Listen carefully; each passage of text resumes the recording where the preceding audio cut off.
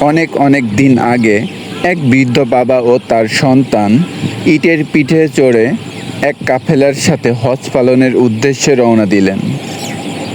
মাঝপথে হঠাৎ বাবা তার ছেলেকে বললেন, তুমি কাফেলার সাথে চলে যাও, আমি আমার প্রয়োজন সেরেই তোমাদের সাথে আবার যোগ দিব, আমাকে নিয়ে ভয় পেও না।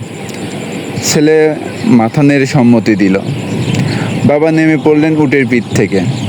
ছেলেও চলতে লাগলো কাফেলার সাথে। কিছুক্ষণ পর সন্ধ্যা নামলো। ছেলে আশেপাশে কোথাও বাবাকে খুঁজে পেল না। সে ভয়ে উটের পিঠ থেকে নেমে উল্টা পথে হাঁটা শুরু করলো। অনেক দূর যাওয়ার পর দেখলো তার বৃদ্ধ বাবা অন্ধকারে পথ হারিয়ে বসে আছেন। ছেলে দৌড়ে বাবার কাছে গিয়ে বাবাকে জড়িয়ে ধরলেন। অনেক আদর করে বাবাকে নিজ কাঁধে চড়ালেন। তারপর আবার কাফেলার দিকে হাঁটা শুরু করলেন।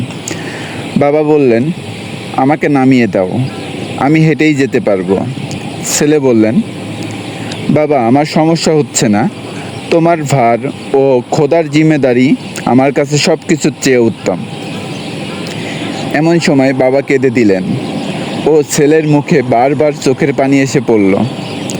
ছেলে বললেন, বাবা কাঁদছো কেন? বললাম না আমার কষ্ট হচ্ছে না। বাবা বললেন, আমি সেজন্য কাঁদছি না। আজ থেকে 50 বছর আগে ঠিক এভাবে এই রাস্তা দিয়ে আমার বাবাকে আমি কাঁধে করে নিয়ে গিয়েছিলাম। আর আমার বাবা আমার জন্য দোয়া করেছিলেন এই বলে যে তোমার সন্তানও তোমাকে এরকম করে ভালোবাসবে। আজ বাবার দোয়ার বাস্তব রূপ দেখে চোখে পানি এসে গেল।